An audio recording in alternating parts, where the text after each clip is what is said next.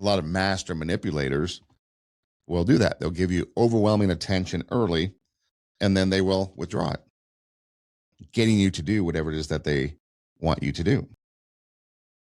Something called triangulation, bringing a third person in, perhaps, to pressure you. Does that ever happen? Maybe another friend, a coworker. Maybe you've heard of peer pressure, but what about fear pressure? You will regret this if you don't listen to me, which might lead to an I told you so. Victim playing, making you responsible for their pain. And of course, moving the goalposts. Nothing you do is ever good enough. And we see this in society. Look on the local news and you see goalposts moving. You see victim playing. You see gaslighting. See that on the nightly news all the time. You see it in social media.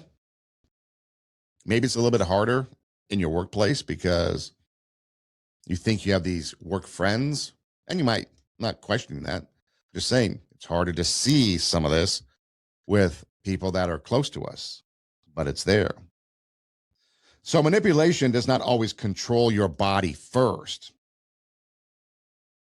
It will control your interpretation of reality. Did you catch that? Manipulation does not always control your body first. It controls your interpretation of reality. And that's something that we need to keep in mind. Do we have this reality? And then all of a sudden we're like, wait, what's going on? Perhaps that's a warning sign. So how can you know if someone is trying to manipulate you? Well, let's take a look at some warning signs, shall we? So first off, you start to feel guilty that you have normal boundaries. Having boundaries is not betrayal to anyone, it's protection for you. A boundary is really clarity. Boundaries in the physical sense. Okay. No, you can't come to my house. No, I'm not inviting you over. No, you can't come in. No, I'm not going to go with you to this place. I mean, saying no is a boundary right there. But then maybe, okay, you know what? I'm not going to, maybe you have like mental boundaries. You're not going to engage in certain conversations. You're not going to go to certain movies. Maybe you have physical boundaries. I'm not going to engage in this behavior. So whatever it is, you have these boundaries that for you, you've set up. So they're normal. And that's the only thing that matters. But then someone else comes along and they make you feel guilty for having those boundaries.